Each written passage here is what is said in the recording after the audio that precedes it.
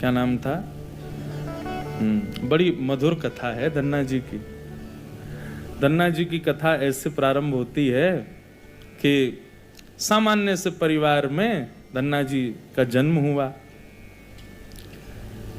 देखो, ये हरिप्रिय हैं, इनको हरि प्रिय थे, लेकिन इनकी भक्ति से फिर ऐसी स्थिति हो गई कि ये हरि को प्रिय लगने लगे। तो धन्ना जी के यहां एक संत पधारे, संत की शालिग्राम जी की सेवा। और छोटे बालक जो होते हैं वो संतों को या घर में कोई भी बड़े बुजुर्ग आए या कोई भी श्रेष्ठ जन आए, वो क्या करते हैं, कैसे करते हैं, मेहमानों को देखते हैं बैठ के।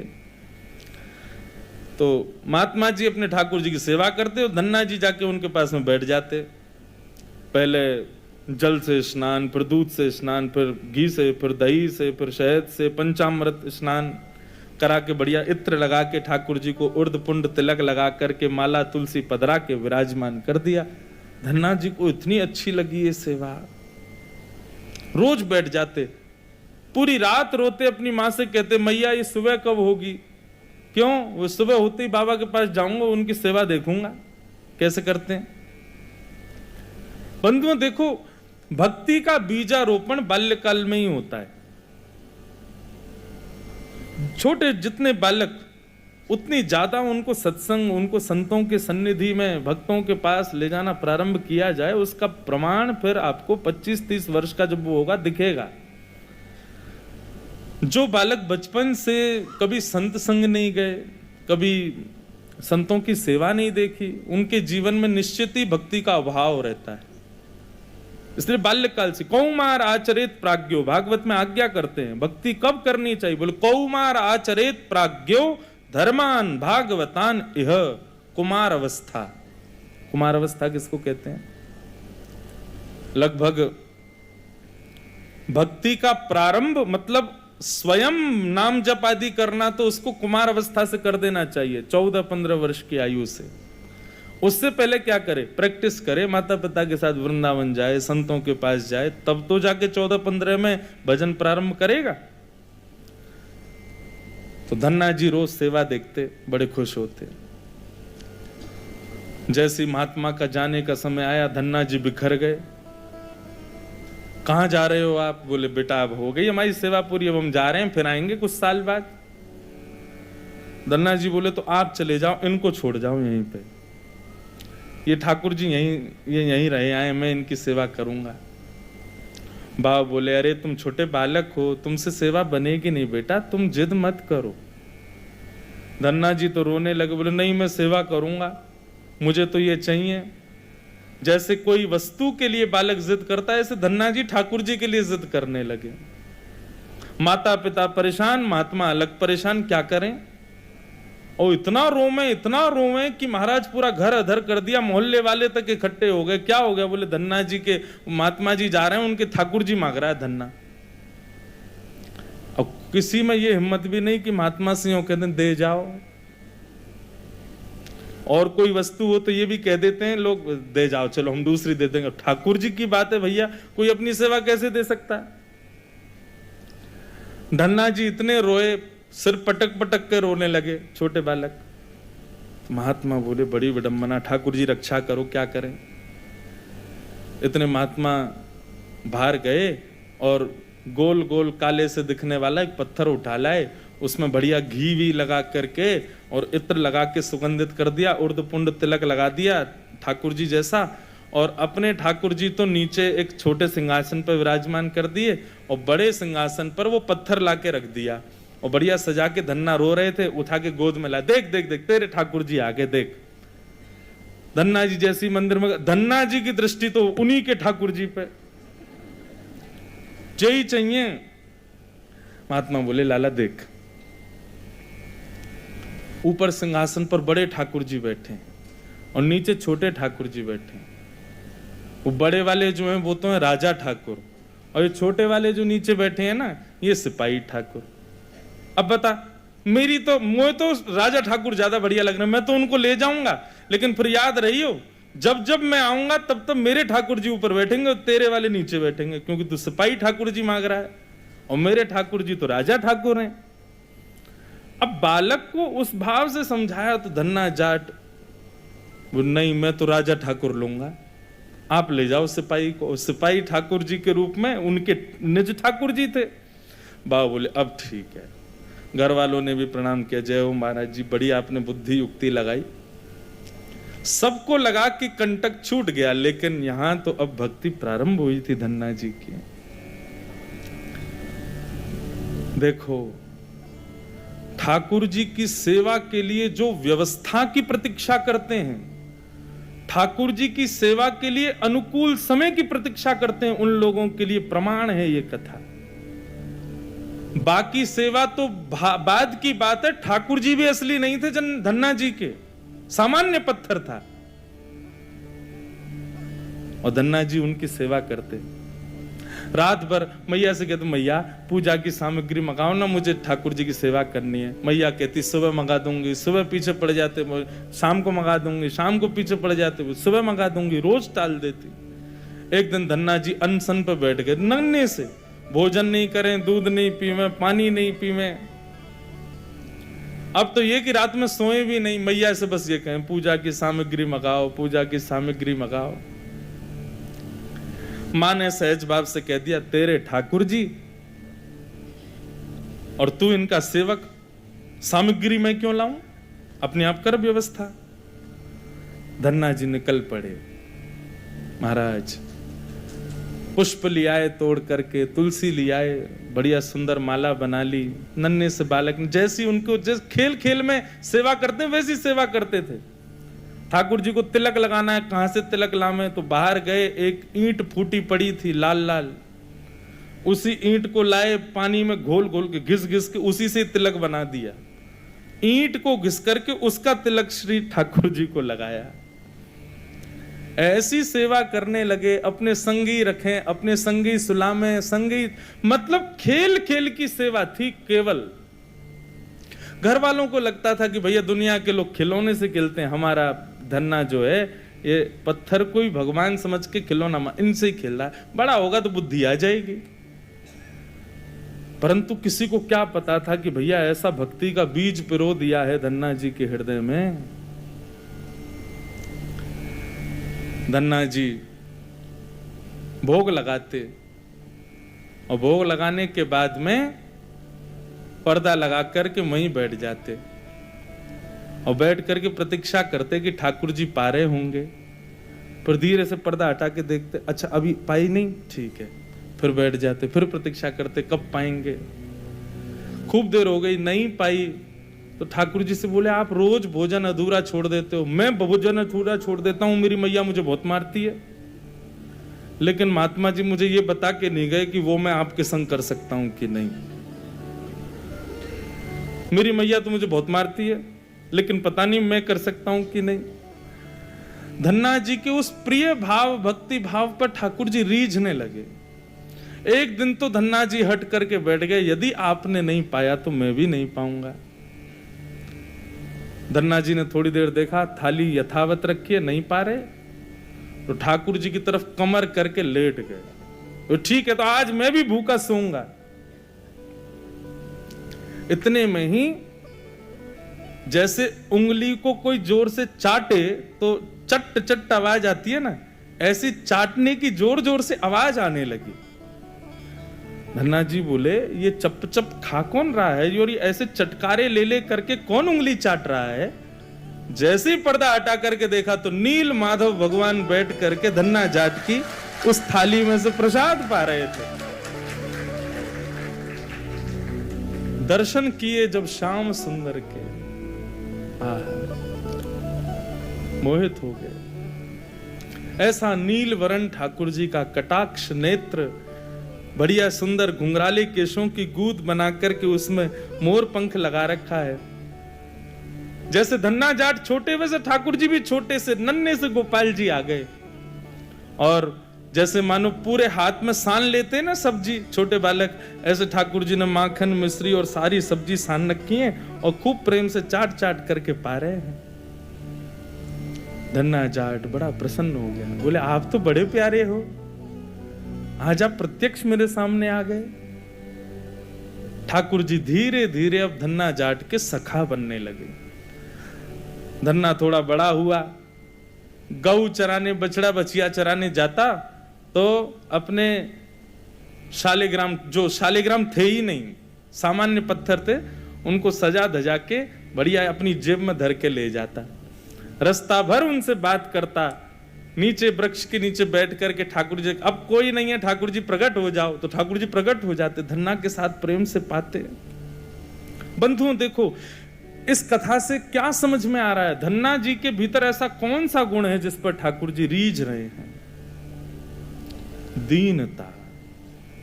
कल हमने एक सूत्र लिया था भक्ति में, अविचार।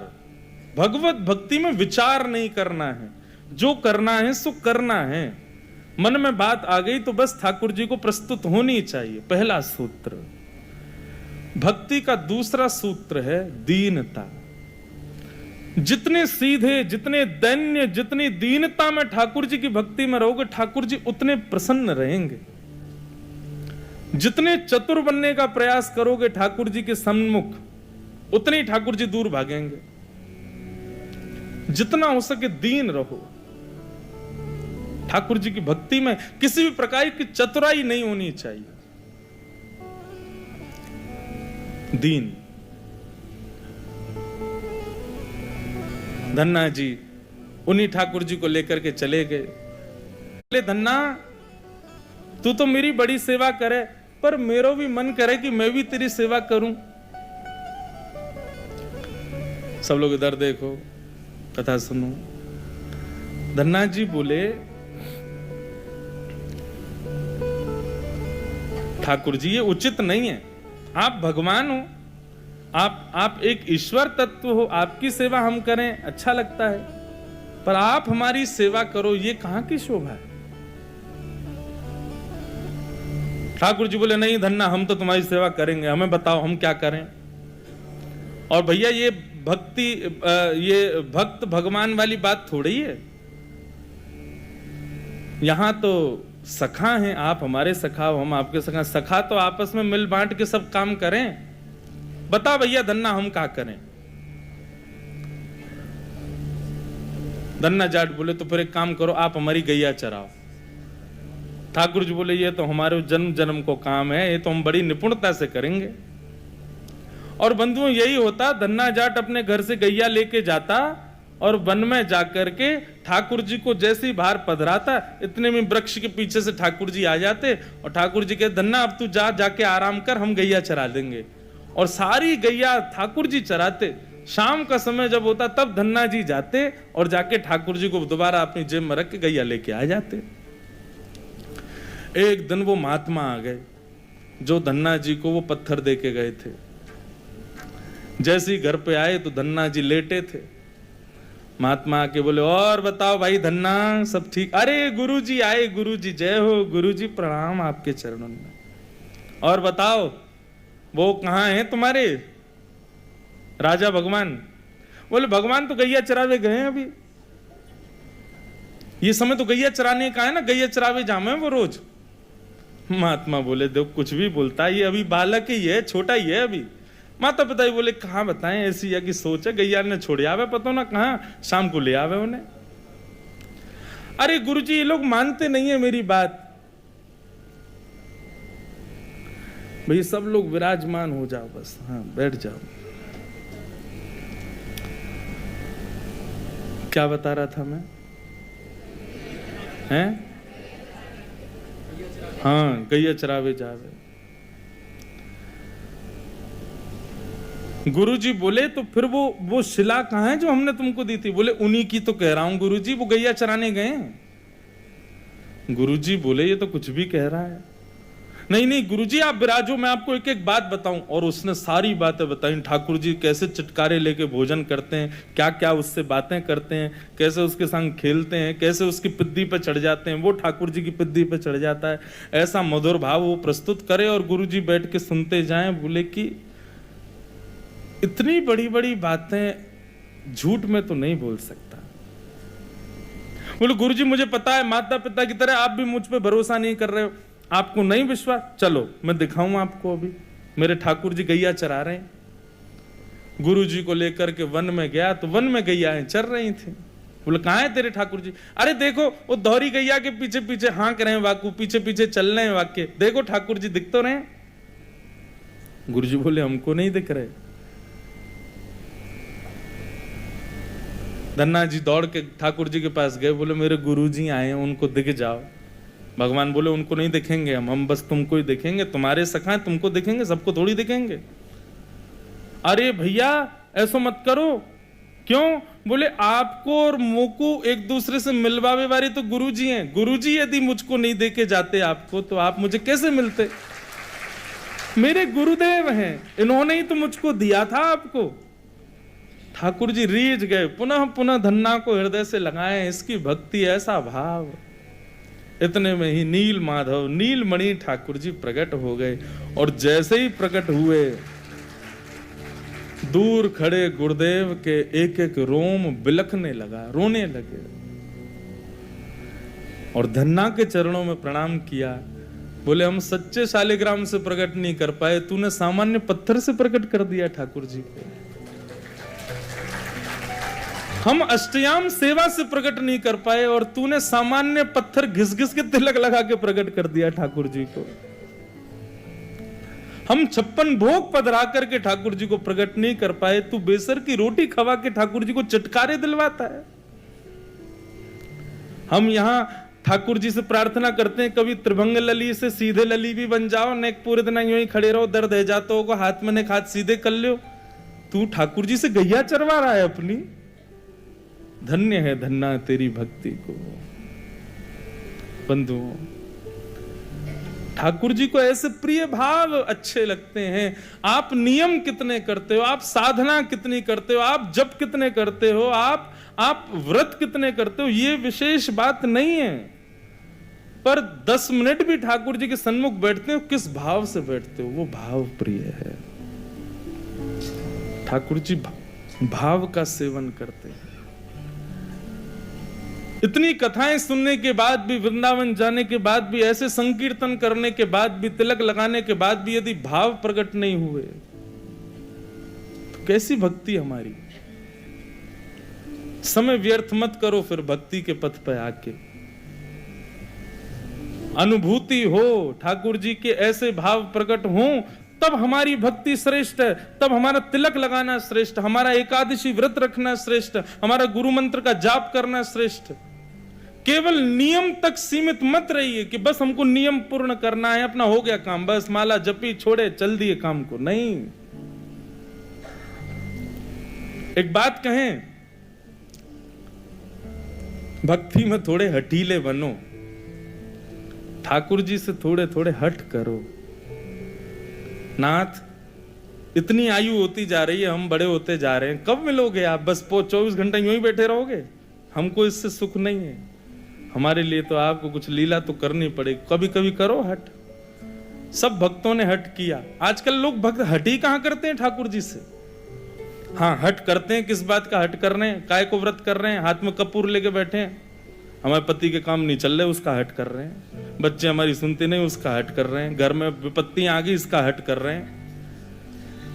कभी श्याम सुंदर हमसे रीझ हैं, इस बात का हट नहीं करते। बहुत प्रिय भाव है। श्याम सुंदर सदा हमको प्यारे रहे, हम उन्हीं के रहे, वो हमारे रहे। श्याम सुंदर सदा हमको प्यारे रहे, हम उन्हीं के रहे, वो हमारे रहे। श्याम सुंदर सदा हमको प्यारे रहे, हम उन्हीं के रहे, वो हमारे रहे।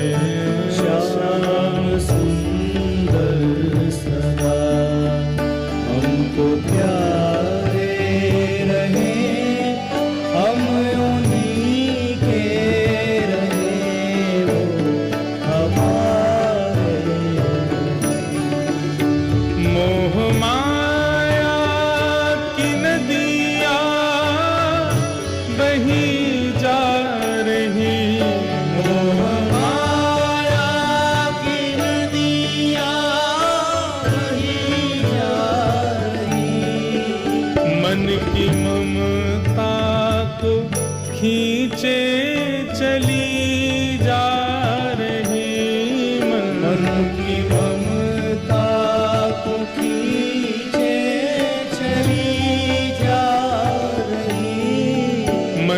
की ममता तू खींचे चली जा रही, मन की ममता तू खींचे चली जा रही, मन की ममता तू खींचे चली जा रही, मन की ममता को खींचे चली जा रही। हम भंवर में रहे या किनारे रहे, हम उन्हीं के रहे, वो हमारे रहे। श्याम सुंदर सदा हमको प्यारे रहे, हम उन्हीं के रहे, वो हमारे रहे। हम उन्हीं के रहे, वो हमारे रहे। हम उन्हीं के रहे, वो श्री राधा रमण लाल की।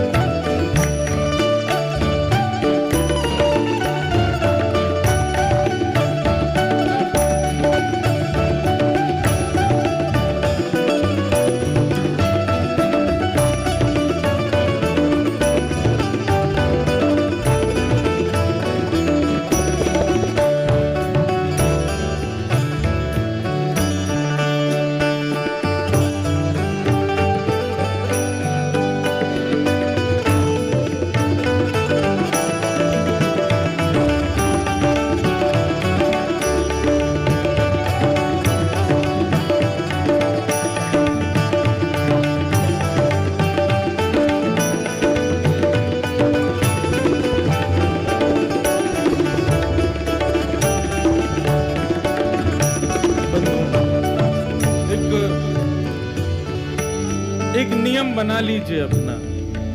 कोई और नियम आप करो ना करो आपके ऊपर है, पर हमारे हिसार आने की एक दक्षिणा हमको दे दीजिए। हमारी एक बात मान लीजिए, आज के बाद श्री राधा रमण जी से गैर संबंधी कोई भी वस्तु हो उसको स्वीकार मत करो।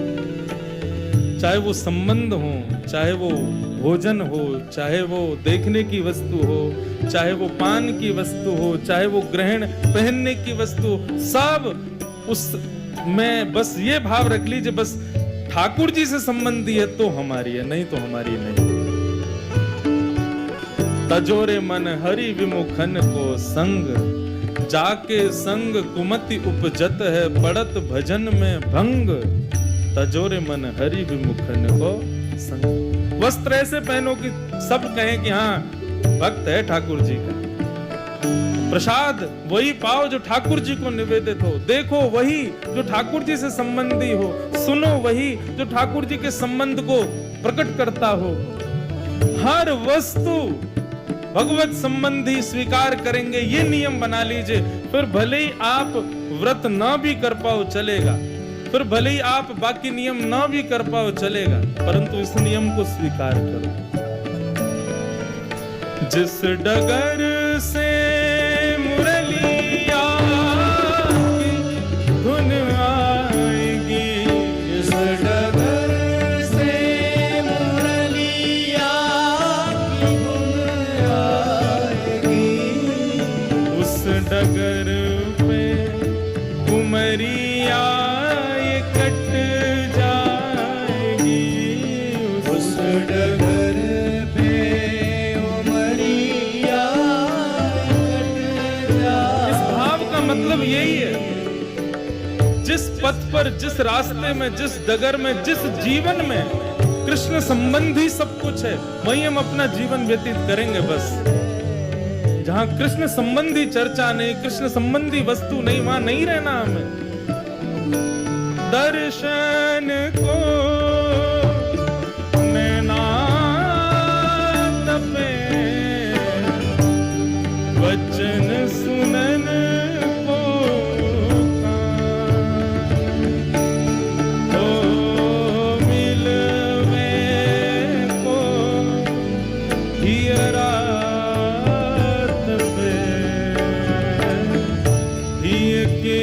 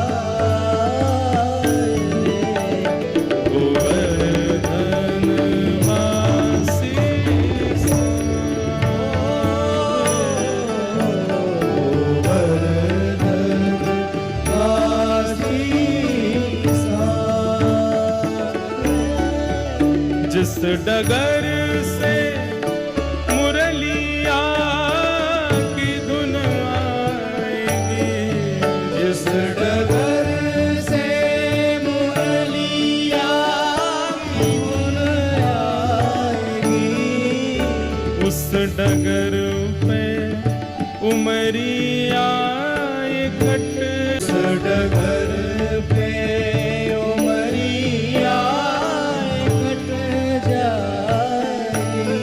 उस डगर पे उमरिया इकट्ठ जाए, उस डगर पे उमरिया इकट्ठ जाएगी।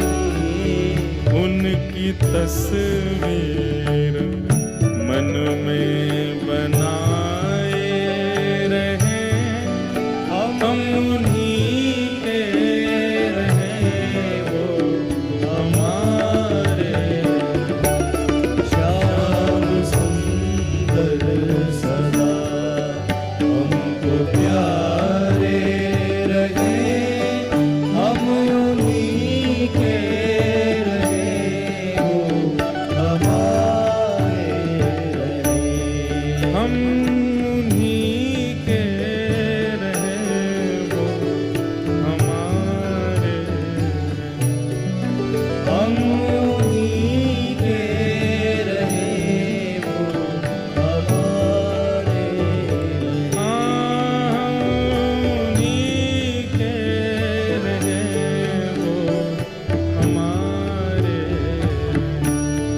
हम उन्हीं के रहे, वो हमारे।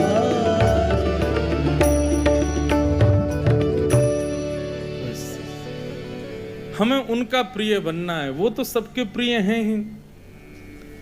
वो तो राक्षस भी जब उनको देखते हैं तो उनको भी प्रिय लगने लगते हैं, पर हम उनके प्रिय बने।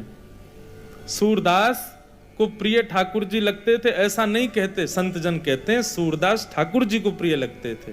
मीराबाई ठाकुर जी को प्रिय लगती थी, गोपियां ठाकुर जी को प्रिय लगती थी, गोपाल भट्ट गोस्वामी ठाकुर जी को प्रिय लगते थे, हितरवंश महाप्रभु ठाकुर जी के प्रिय थे। पर हमारे लिए क्या कहेंगे लोग? इनको ठाकुर जी अच्छे लगते हैं। हमारे लिए कोई क्यों नहीं कहता कि ये ठाकुर जी को प्रिय है? हमारे भजन की उपलब्धि इसी में कि हम ठाकुर जी के प्रिय बने। धन्ना के भक्ति भाव को संत ने प्रणाम किया, बोले कि हम तो भैया सच्चे शालिग्राम में से ना प्रकट कर पाए, तेने पत्थर में से प्रकट कर दिए।